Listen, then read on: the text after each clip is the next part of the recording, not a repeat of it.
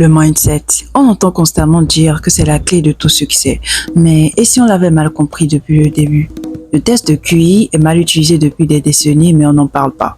Créé en 1905 par le pédagogue et psychologue français Alfred Binet, il n'a jamais eu pour but de figer votre potentiel intellectuel. Au contraire, Alfred Binet a conçu ce test au début du XXe siècle, principalement pour répondre à un besoin pratique dans le système éducatif français. À l'époque, l'État cherchait à identifier les enfants ayant des difficultés d'apprentissage afin de leur offrir une aide spécialisée. L'objectif de Binet n'était pas de mesurer l'intelligence de manière absolue, mais plutôt de déterminer quels enfants étaient en retard par rapport à leur groupe d'âge et avaient besoin d'un soutien pédagogique. Bienvenue dans la série Les résumés de LTC. Dans chaque épisode, je partage avec vous les distinctions essentielles que je découvre au fil de mes lectures. Mon objectif, c'est de vous aider à briser les barrières qui limitent votre potentiel et de vous guider vers un épanouissement professionnel. Pour ceux qui préfèrent lire plutôt qu'écouter, je vous propose de découvrir la version écrite de ce numéro sur mon site latraceusdechemin.com. Certains philosophes modernes affirment que l'intelligence d'un individu est une quantité fixe qui ne peut être augmentée. Nous devons protester et réagir contre ce pessimisme brutal. Avec de la pratique, de l'entraînement et surtout de la méthode, nous parvenons à augmenter notre attention, notre mémoire, notre jugement et littéralement à devenir plus intelligents que nous ne l'étions auparavant. Alfred Binet. En 1905, avec son collaborateur Théodore Simon, Binet a mis au point un test basé sur l'évaluation de plusieurs compétences cognitives telles que la mémoire, la compréhension et le raisonnement. Ce test a été conçu pour être flexible et évolutif, avec des questions dont la difficulté augmentait en fonction de l'âge. Le test de QI est donc en réalité le symbole ultime de l'évolutivité de l'intelligence. Cela nous amène à l'emblématique professeur de psychologie sociale Carol Dweck, qui a étudié la question de l'intelligence sous un angle totalement inattendu pendant environ 4 décennies. Tout est parti d'une seule interrogation. Pourquoi certaines personnes fleurissent-elles face aux défis, tandis que d'autres abandonnent? Les réponses que j'ai découvertes dans son best-seller Mindset, The New Psychology of Success m'ont laissé sans voix. Et je parie qu'il en sera de même pour vous. Je vous laisse donc plonger dans ce bain de sagesse à travers mon résumé du livre culte. Être un génie, ça ne s'apprend pas. Vraiment. Carol Dweck a formulé une théorie qui change la donne. Votre état d'esprit détermine votre manière d'affronter les défis. Et il en existe deux types. Le fixed mindset. Vous pensez que vos qualités sont figées, soit vous êtes intelligent, soit vous ne l'êtes pas. Soit vous êtes doué, soit vous ne l'êtes pas. Le growth mindset. Vous croyez que vos qualités fondamentales peuvent être développées avec de l'effort, de bonnes stratégies et l'envie d'apprendre. Christopher Reeve, le célèbre Superman, incarne le growth mindset à l'extrême. Après un grave accident qui l'a laissé paralysé, tous les médecins étaient formels. Il ne pourrait plus jamais faire le moindre mouvement. Sa moelle épinière était sectionnée, mais il a refusé. Oh là là, elle me blessait. Hey!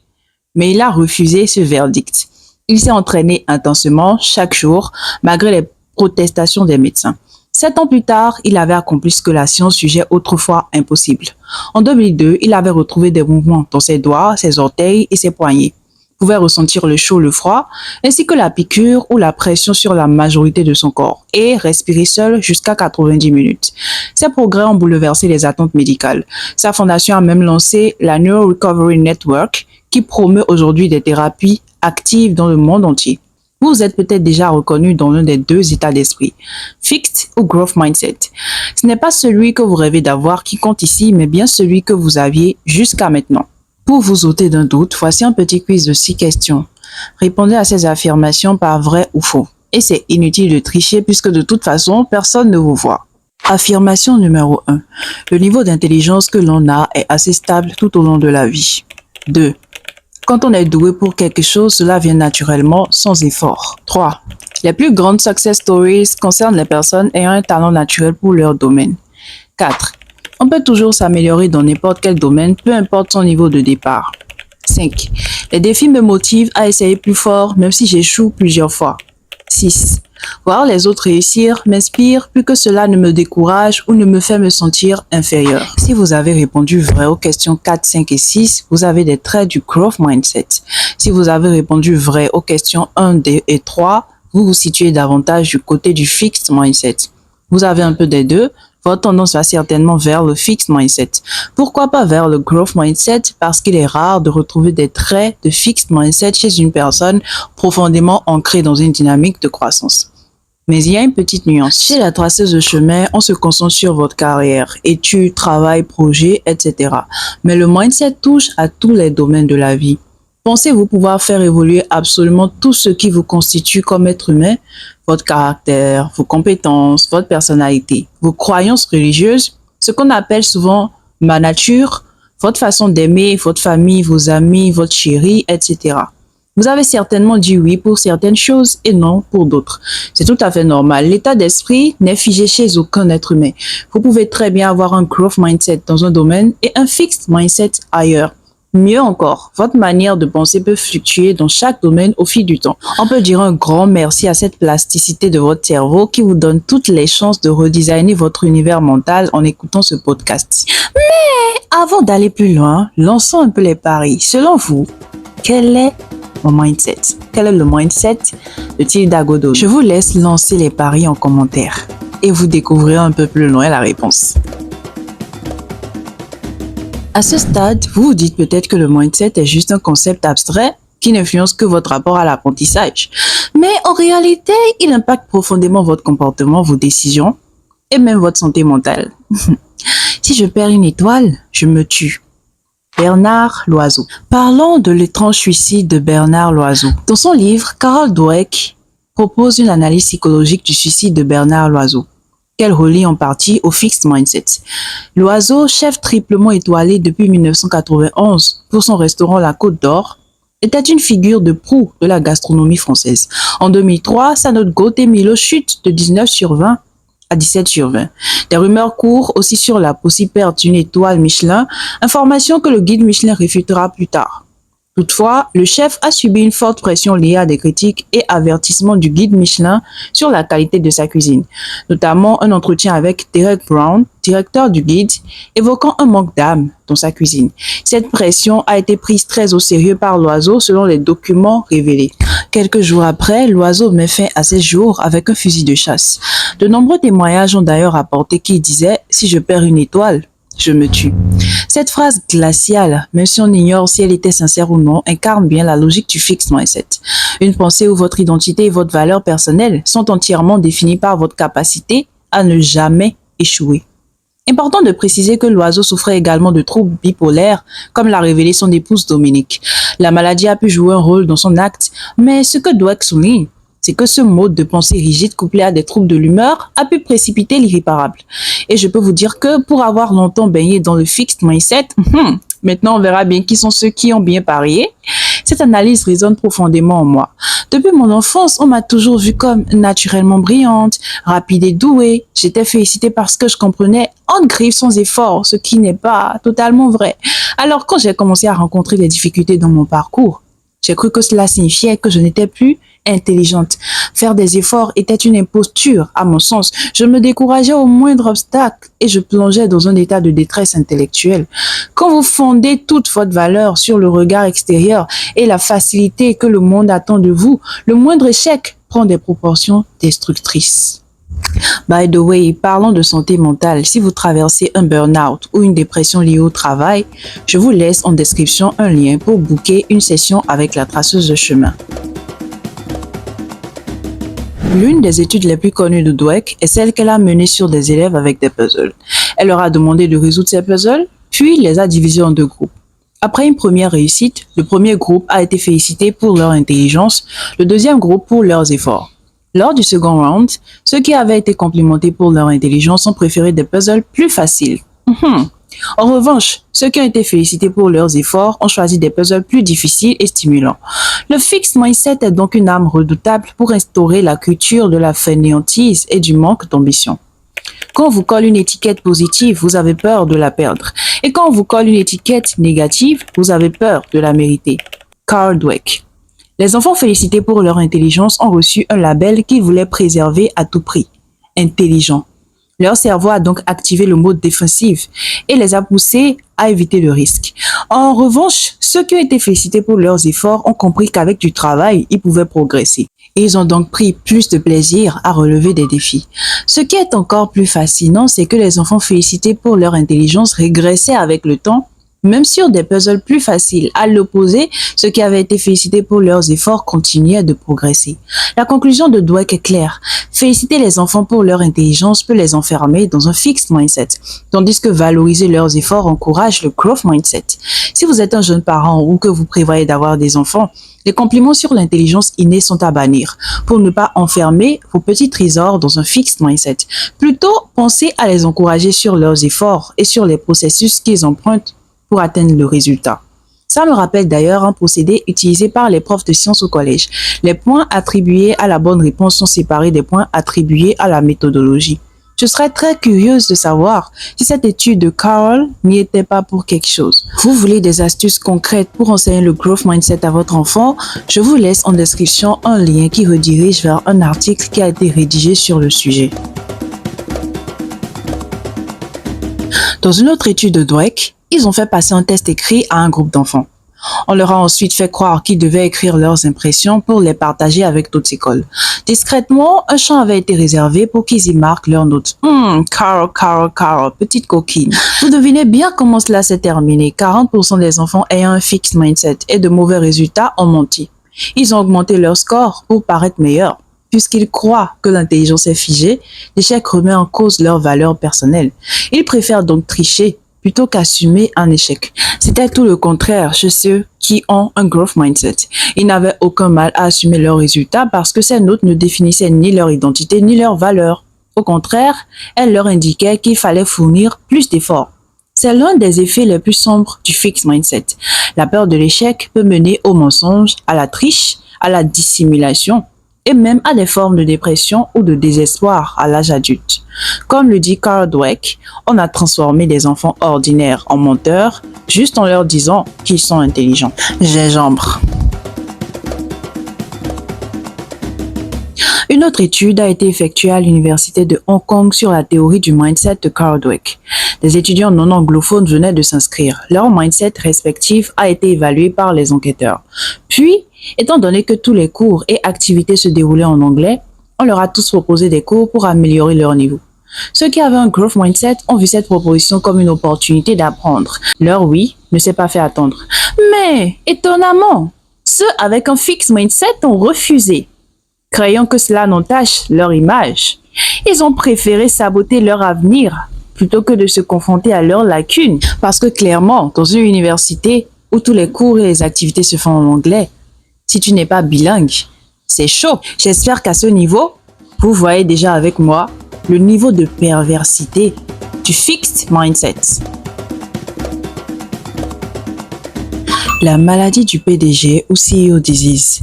Celle-ci s'adresse particulièrement aux créateurs d'entreprises ou à toute personne travaillant ou souhaitant travailler dans une entreprise.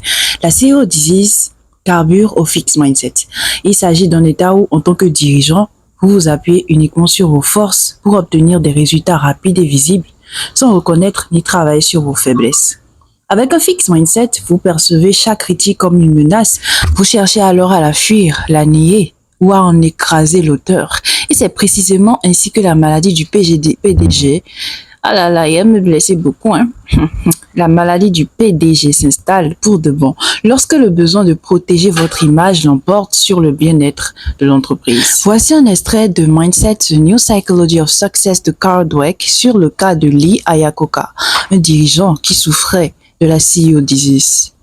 Quelques années seulement après son départ humiliant de Ford, il put écrire une autobiographie triomphante et y déclarer « Aujourd'hui, je suis un héros ». Mais peu de temps après, Chrysler, l'entreprise dont il venait de prendre la direction et qu'il avait sauvé d'une faillite imminente, était de nouveau en difficulté. Le fixed mindset d'Iacocca ne pouvait rester en veille. Il avait besoin de prouver sa grandeur à lui-même, à Henry Ford, au monde, à une échelle toujours plus grande. Il consacrait son temps chez Chrysler à des actions qui embellissaient son image publique et il dépensait l'argent de l'entreprise dans des projets destinés à impressionner Wall Street et à faire grimper le cours de l'action Chrysler. Mais il faisait cela au lieu d'investir dans de nouveaux modèles de voitures ou dans des améliorations industrielles qui auraient permis à l'entreprise de rester rentable à long terme. Il se tournait aussi vers l'histoire, soucieux de la manière dont il serait jugé et dont on se souviendrait de lui. Mais il ne répondait pas à cette préoccupation en construisant l'entreprise, Bien au contraire. Selon l'un de ses biographes, il craignait que ses subordonnés ne reçoivent le mérite de nouveaux modèles réussis, alors il hésitait à les approuver. Il craignait à mesure que Chrysler déclinait, que ses subordonnés soient vus comme les nouveaux sauveurs et il essayait donc de s'en débarrasser. Il avait peur d'être effacé de l'histoire de Chrysler, alors il s'accrochait désespérément à son poste de PDG, bien après avoir perdu toute efficacité. Ayakoka avait une occasion en or de faire une vraie différence, de laisser un grand héritage. L'industrie automobile américaine faisait face à son plus grand défi. Les importations japonaises prenaient le marché d'assaut. C'était simple, elles étaient plus belles et plus fiables. Les équipes d'Ayakoka avaient mené une étude approfondie sur Honda et lui avaient fait d'excellentes recommandations. Mais au lieu de relever le défi et de produire de meilleures voitures, Ayakoka, prisonnier de son fixe mindset, n'a livré que des reproches et excuses. Il est parti en croisade, multipliant les diatribes contre les Japonais et réclamant que le gouvernement américain impose des droits de douane et des quotas pour les stopper. Dans un éditorial contre Ayakoka, le New York Times a réprimandé. La solution consiste à fabriquer de meilleures voitures dans ce pays, pas à multiplier les excuses furieuses contre le Japon. Et Ayakoka ne progressait pas en tant que leader de ses équipes. En réalité, il régressait, devenant le tyran isolé, mesquin et punitif qu'il avait autrefois accusé Henry Ford d'être. Non seulement il renvoyait ceux qui le critiquaient, mais il faisait peu cas des travailleurs qui s'étaient sacrifiés pour sauver l'entreprise. Même quand l'argent affluait, il ne montrait guère d'intérêt pour le partager avec eux. Leur salaire restait bas et leurs conditions de travail mauvaises. Pourtant, même lorsque Chrysler était à nouveau en difficulté, il continuait à mener une vie royale. 2 millions de dollars furent dépensés pour rénover sa suite de direction au Waldorf à New York. Finalement, alors qu'il était encore temps de sauver Chrysler, le conseil d'administration a doucement écarté Ayakoka. On lui a accordé une retraite dorée, des stock options généreuses et le maintien de nombreux avantages.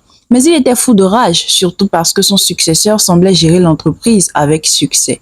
Alors, dans une tentative de reconquérir le trône, il s'est joint à une tentative d'OPA hostile mettant en péril l'avenir de Chrysler. Ce fut un échec, mais pour beaucoup, le doute fut levé. Ayakoka avait bel et bien placé son ego avant le bien-être de l'entreprise. Albert Dunlap est un autre exemple de la CEO disease. Surnommé Chainsaw AI, littéralement intelligence artificielle tronçonneuse, il est tristement célèbre pour ses stratégies de réduction des coûts extrêmement agressives. Son obsession pour les profits immédiats, obtenus via des licenciements massifs et des coupes sévères, a nui à la santé des entreprises qu'il dirigeait. En 1976, il a été licencié de Nitec pour manipulation des résultats. En 1998, sa carrière s'est terminée sur un gros scandale. Il a été licencié par Sunbeam à la suite de plusieurs déceptions financières et de la découverte d'une fraude massive qu'il avait orchestrée. Dans les années 1970, l'exemple de l'épicerie A&P est encore plus fascinant, voire même étrange. Chaque fois que les dirigeants de l'épicerie mettaient en place un nouveau style de boutique et que ce style commençait à avoir plus de succès que les anciens, roulement de tambour, ils fermaient automatiquement la nouvelle boutique. Après tout, ils étaient censés être tout puissants. Leurs anciennes idées se devaient donc de rester les meilleures, peu importe le prix à payer. À l'opposé de tous ces exemples, un CEO avec un growth mindset accueille les retours, même désagréables. Il ne cherche pas à briller, mais à comprendre et à progresser. Il instaure une culture où chacun peut s'exprimer librement sans crainte de représailles. Et surtout, il crée un climat dans lequel l'entreprise qu'il dirige peut prospérer sur le long terme. C'est le cas de Lou Gerstner à son arrivée chez IBM. Lorsqu'il a pris la tête d'IBM en 1993, l'entreprise était au bord de la faillite. Il ne venait ni de la tech ni d'IBM. Il a commencé par écouter. Il a interrogé les équipes, rencontré les clients, refusé de se laisser guider par l'orgueil ou les anciennes certitudes. Son mantra, c'était comprendre avant d'agir. Il a abandonné l'idée de démantèlement, parié sur l'intégration et redonné confiance aux équipes. Résultat, IBM a retrouvé son succès. Et pourtant, Wall Street et les experts désapprouvaient ses méthodes au départ. Plusieurs CEO africains incarnent également le growth mindset. J'ai nommé Terry Bilson, Yolanda Kuba, Aliko Dangote et j'en passe. Si vous pensez déjà au bout de vos surprises, rassurez-vous, il en reste encore suffisamment. Les recherches sur les ondes cérébrales menées à l'université Columbia ont révélé que l'activité cérébrale des personnes avec un fixed mindset était bien spéciale. Pendant les expériences de Dweck, on enregistrait leur activité cérébrale lorsqu'elles répondaient à des questions complexes et recevaient des retours.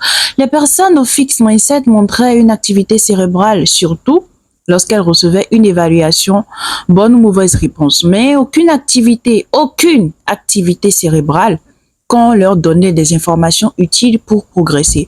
Même en cas d'erreur, elles ne portaient pas attention à la bonne réponse. Vous êtes choqués? Pas moi, parce que pendant de très longues années, bien que n'ayant pas conscience de mes ondes cérébrales, chaque fois que se présentait une situation, je devais donner une réponse et avoir un retour. Je n'en avais absolument rien à faire de la bonne réponse. Tout mon problème, c'était de savoir est-ce que j'ai eu raison ou pas. En revanche, les personnes growth-minded restaient attentives aux retours susceptibles d'élargir leurs connaissances, que leur réponse soit correcte ou non. Elles privilégiaient toujours l'apprentissage. Cette étude montre que l'état d'esprit influence l'attention et la motivation à apprendre à un niveau neurologique. Ce n'est donc pas qu'une affaire de psychologie, c'est aussi une affaire de physiologie, de neurophysiologie et de neurosciences. D'autres études menées dans le cadre des recherches de professeur Dweck, elle en a mené un paquet. C'est quand même près de 4 décennies de travail, ont démontré que les étudiants ayant un fixe mindset sont plus susceptibles de développer des symptômes dépressifs. Ces derniers se sentent souvent impuissants face à l'échec. Ils interprètent leurs erreurs comme des preuves de leur incapacité. Et cet état psychologique porte un nom: l'impuissance apprise. Lorsque vous avez un fixe mindset, vous croyez que vos capacités sont figées. En cas d'échec, vous considérez vos erreurs comme une preuve d'incapacité permanente, ce qui vous amène à vous sentir impuissant face à l'échec. Est-ce qu'il n'y aurait pas certains parmi vous qui s'identifient à tout ça? Cette perception crée un état psychologique dans lequel, après avoir vécu des situations stressantes répétées et incontrôlables, vous cessez d'essayer de changer votre situation, même lorsque cela reste possible. Vous développez alors un sentiment de perte de contrôle, une baisse de motivation et des symptômes dépressifs. À l'inverse, lorsque vous adoptez un growth mindset, même si vous ressentez de la tristesse ou de la dépression, vous ne vous laissez pas définir par l'échec. Vous agissez pour résoudre vos problèmes et considérez l'échec comme une occasion d'apprendre et de progresser. Cette attitude s'oppose à la passivité propre à l'impuissance apprise. Le plus étonnant, c'est que les étudiants ayant un growth mindset, même en pleine dépression, redoublaient d'efforts. Et plus leur mal-être s'intensifiait, plus ils y mettaient du leur pour améliorer leur situation. C'est fou comme un simple état d'esprit peut redesigner toute une vie. Le mindset des professeurs impacte celui des élèves. Vos enseignants jouent un rôle essentiel dans le développement de votre mindset. Ceux qui adoptent un growth mindset croient en votre potentiel et vous encouragent à persévérer, même face aux difficultés. En revanche, ceux avec un fixe mindset ont tendance à abandonner les élèves qui jugent non doués, n'ayant pas foi en leur capacité à évoluer. En conséquence, les enfants concernés n'ont pas l'attention ni le soutien nécessaire pour progresser et leur potentiel reste inexploité. Ce qui me fait penser que tous les professeurs, depuis la maternelle jusqu'à l'université, devraient écouter ce podcast. Partagez-le donc avec un professeur que vous connaissez. Une anecdote qui me choque particulièrement jusqu'à aujourd'hui en lien avec le mindset des professeurs remonte à mes années de collège. C'était jour de correction après une composition de français et j'avais choisi d'utiliser sur ma copie le mot colossal.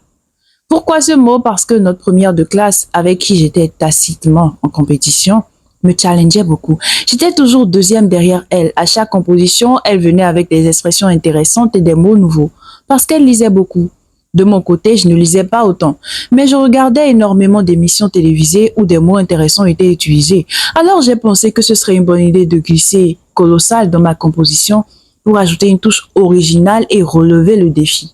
Quand le professeur a vu ce mot, il m'a demandé ce que c'était que ce mot que j'avais utilisé. Ce jour-là, je lui ai montré dans le dictionnaire que le mot existait bel et bien. Il m'a répondu que lui ne connaissait pas ce mot et que je n'aurais pas dû l'utiliser. Il m'a même pénalisé à cause de cela, dinguerie. Typiquement, c'est un exemple de fixed mindset. Dans son esprit, une élève ne pouvait pas connaître un mot qu'il ne connaissait pas. C'était comme s'il se sentait rabaissé, comme si je réduisais sa valeur ou insultais son intelligence. Alors imaginez l'impact qu'un tel comportement de la part d'un professeur peut avoir sur un élève. Le message est clair. Restez au niveau où vous êtes, n'essayez pas d'évoluer ou de monter en niveau et surtout, ne dépassez pas mon niveau. Et figurez-vous que j'ai vécu une expérience similaire avec un autre professeur de français, mais dans une autre classe. Cette fois-ci, La réaction a été totalement différente. En plus de trouver mon initiative intéressante, le prof a adoré le petit dictionnaire de poche dans lequel je lui avais montré l'existence du mot. Il m'a dit qu'il adorerait avoir un dictionnaire comme le mien à l'avenir. Tout cela dans le sourire et la bonne humeur. Alors, très chère traceuse de chemin, me direz-vous, à vous écouter parler, on croirait qu'on peut tout accomplir avec le growth mindset. Le growth mindset ne suffit pas. Au risque de vous décevoir, que vous pouvez devenir tout ce que vous voulez. Carole elle-même apporte cette nuance dans son best-seller. Elle souligne que les compétences peuvent se développer grâce à l'effort, avec de bonnes stratégies et l'aide appropriée. Ce mode de pensée mise sur le progrès et non sur la perfection. À ce stade, j'ai probablement perdu 95% des auditeurs qui s'attendaient à devenir Einstein, Shakespeare, Mozart ou Kobe Bryant, juste par une pincée magique de growth mindset. Oh my God! À force d'être en train de parler à la fois français et anglais, je mélange les accents. Premièrement, avec le growth mindset, il ne s'agit pas de nier ses limites. Nous avons tous des limites biologiques, sociales ou contextuelles. Tout le monde ne dispose pas des mêmes capacités physiques de manière naturelle. Tout le monde n'a pas accès à une éducation de haut niveau ou à des ressources suffisantes. Certains domaines exigent un niveau de réussite très élevé qui dépend de nombreux facteurs, etc. Adopter un growth mindset ne supprime pas ces contraintes. Cela signifie simplement que vous ne baissez pas les bras au premier échec. Cela signifie aussi que vous ne pensez pas qu'il faut avoir un don naturel dans un domaine donné pour devenir un génie dans ce dernier. Christopher Reeve, Superman, dont on a parlé plus tôt, espérait pouvoir remarcher. Il n'y est pas parvenu compte tenu de sa situation, mais il a réalisé des progrès qui ont marqué l'univers entier de la médecine. Deuxièmement, avec le growth mindset, on arrête les comparaisons absurdes. Par exemple, comparer la carrière de Beyoncé Knowles à celle de Solange Knowles. Ces deux femmes sont sœurs, toutes deux artistes, mais leurs trajectoires sont totalement différentes. Comparer Solange à Beyoncé en disant qu'elle a moins réussi serait une erreur. Beyoncé a été propulsée très jeune sous les projecteurs avec Destiny's Child, puis enchaînée avec une carrière solo massive, soutenue par une machine marketing, un positionnement mainstream et un perfectionnisme scénique rare. Solange, de son côté, a toujours choisi un chemin plus expérimental, indépendant et intimiste. Son succès est plus discret, mais elle est reconnue pour son authenticité artistique, son approche avant-gardiste et son influence dans des milieux culturels très pointus. Les deux ont réussi, mais sur des terrains différents. Les comparer en termes de grandeur ou de popularité reviendrait à nier leurs choix, leurs ambitions personnelles et les univers distincts qu'elles ont choisis. Je vous invite d'ailleurs à découvrir l'univers artistique envoûtant, et je pèse mes mots, de Solange Knowles. Préparez-vous à laisser sa voix déshabiller votre âme et lui faire l'amour. C'est l'une des rares artistes que je peux écouter tout en travaillant sans être déconcentré. Je vous laisserai en description un lien vers son univers. Par ailleurs, comparer Tems et Ayra Starr relève de la même absurdité. Tems s'est fait connaître avec une voix profonde, une direction artistique introspective et un style épuré. Sa reconnaissance est venue par des featuring avec Whiskey, Drake ou Future, qui l'ont porté vers des prix internationaux. Ayra Starr, de son côté, est arrivée avec une énergie pop assumée, des visuels vibrants, une danse affirmée et une présence constante dans les tendances mode. Deux mondes totalement différents, même si les timbres vocaux se ressemblent. Pourtant, certains ramènent constamment les awards de Tems ou le fait qu'Ayra Starr porte des tenues très sexy pour rabaisser ces dernières. Ces arguments n'ont pas de tenue. Déjà parce qu'elles n'ont pas commencé au même moment. Ensuite, parce qu'elles ne sont pas sur la même trajectoire. Enfin, il suffit d'avoir réellement exploré l'univers de Tems pour savoir qu'elle aussi flirte avec le sexy, mais selon ses codes. Oh là là, ce collage de Tems à côté d'Ayra est tellement beau que je n'ai plus envie de l'enlever jusqu'à la fin du podcast. Alors, qu'est-ce que le growth mindset vous permet concrètement? Avec un growth mindset dans votre sac, vous apprenez de vos échecs au lieu de les redouter. Vous fournissez un effort régulier, même face à la difficulté. Vous cherchez à recevoir des retours plutôt que de les éviter. Vous restez flexible et curieux, attitude qui favorise une amélioration progressive. Tout cela mène à de meilleurs résultats, peu importe où vous partez. Vous prendrez peut-être plus de temps que Mozart à devenir Mozart. Mais si vous vous engagez sincèrement et que vous adoptez les bonnes stratégies, Ne pas atteindre des résultats de plus en plus proches de ceux de Mozart devient impossible. Pensez à Michael Jordan, légende du basketball. Son objectif, c'était d'intégrer l'équipe de basketball de son lycée. Ce qui s'est passé, c'est qu'il a été recalé en classe de seconde. Sa réaction, il n'a pas abandonné et s'est entraîné chaque jour avec intensité. Le résultat, il est devenu l'un des plus grands joueurs de tous les temps.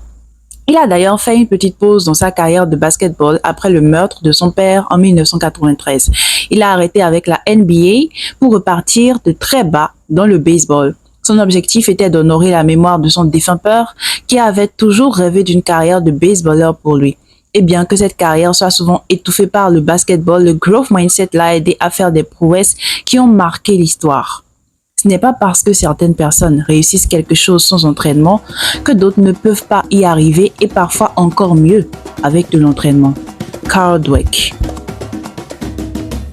Nous sommes bientôt à la fin de cet épisode, alors laissez-moi vous faire un résumé qui, croyez-moi, vous sera tout aussi utile que la totalité du podcast. Mais avant, je vous annonce que notre e-book détaillé sur le process de changement de mindset est en cours d'édition. Consultez régulièrement la tooltech de la traceuse de chemin, dont je vous laisserai le lien en description pour ne pas manquer son lancement. Bien évidemment, suivez-nous également sur nos différents réseaux sociaux parce que l'annonce se fera forcément là-bas. Alors, que devez-vous absolument retenir sur le mindset? Vous êtes désormais un as de la théorie du mindset par Carl Dweck.